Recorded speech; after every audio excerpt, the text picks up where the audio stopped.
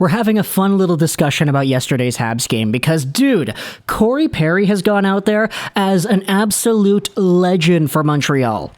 All the big goals last year, all of the clutch moments with Perry as a member of the Canadiens in the playoffs and in the regular season. And guess what? He loses in the finals to to Tampa Bay. He was a member of Dallas when they lost to Tampa Bay in 2020. He was a member of Montreal when they lost to Tampa Bay in 2021. So, what does Corey Perry go out there and do? He goes out and ditches Montreal, signs in Tampa, and goes to the team that had defeated him in the finals twice in a row the previous 2 seasons. And then he contributes to the Montreal Canadiens tanking job. Oh man, it sucks to see how that game ended. Or not ended, but like how regulation ended if you're a Montreal fan. But darn it, that was a fun effort. So, this game was kind of a meme right from the beginning because even though the Montreal Canadiens and Tampa Bay game from last night went on, the rosters kind of go out there and tell a little bit of a different story. Sure, Montreal had Suzuki, they had Caulfield, they had Drouin and Gallagher there too, but the rest of this lineup was really bad.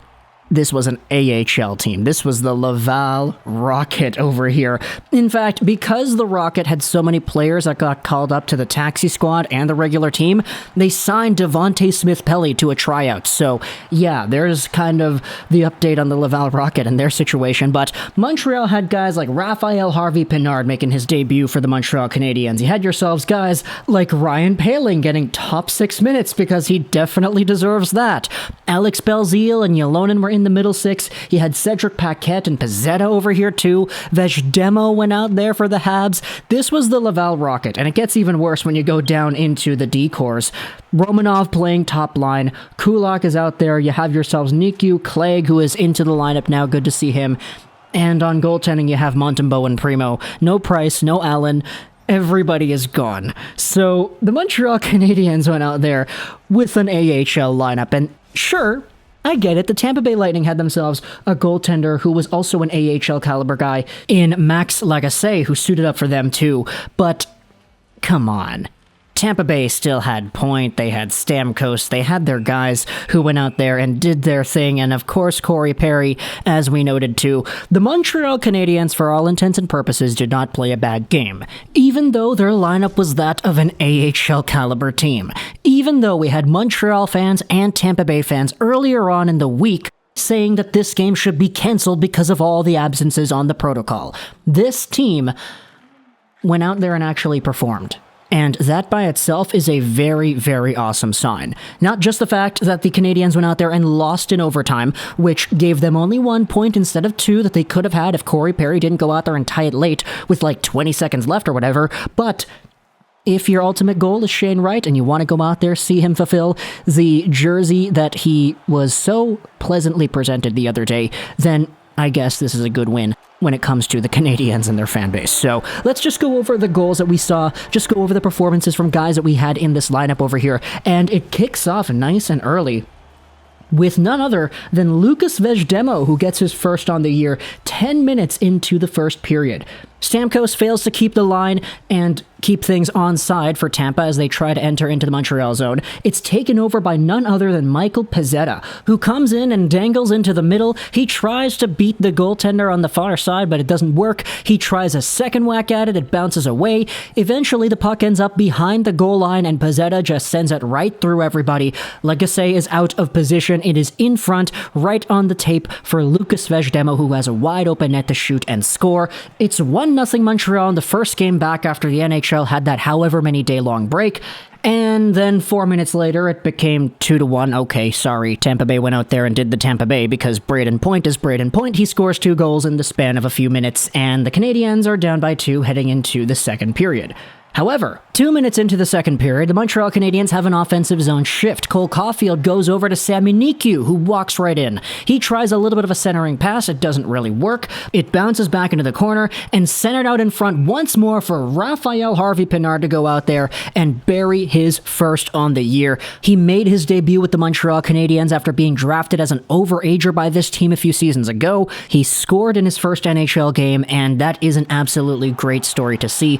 I've been going out there and talking talking about Rafael Harvey-Pinard for years, dude.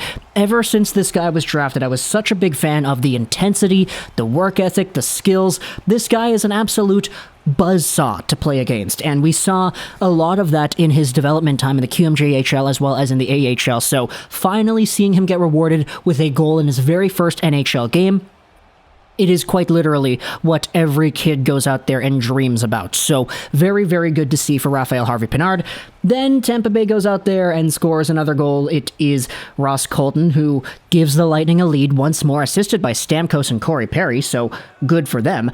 And then you had yourselves what was a third period for the ages for Montreal. 6 minutes into the frame, it is Kale Clague, assisted by Cole Caulfield and Ryan Poehling, who absolutely just takes the puck. He comes in with speed, he slaps it down, and he beats the goaltender right there. Kale Clague with his first for the Canadiens this season, and you love to see Cole Caulfield going out there, finally getting some points because he was kind of robbed of an assist on the Rafael Harvey-Pinard goal. He's kind of the only reason that play even started. But he gets an assist here on Kale Clague's first for the Habs.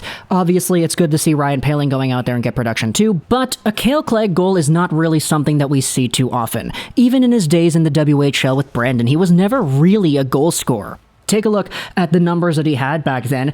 10 goals in 28 games. Okay, that's actually a pretty significant amount of goals, but after getting traded to Moose Jaw, 1 goal in 26 games over there, 1 goal in the playoffs, and then in the Ontario Reign system in the AHL, 7 goals, 52 games, 8 goals, 49 games. He didn't score a single goal in 2021-2022 with LA or the Ontario Reign until now.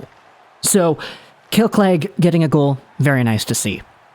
Give it a few more minutes though, and guess what? Another defenseman gets on the board, and this one, it's the first goal he has scored in a very long time, too. It's David Savard who picks the puck up on the blue line, intercepting a pass to a Tampa Bay player. He dangles by one guy, forces his way in front, and absolutely roofs it top shelf. That is never ever been something we have been used to seeing with David Savard, but hey, you saw him step up and do that move last night. It's actually the first time he has scored a goal in like a year and a half as well, and the last goal he did score, I believe, was with Columbus against Tampa Bay as well, so really nice to see that connection over there for David Savard.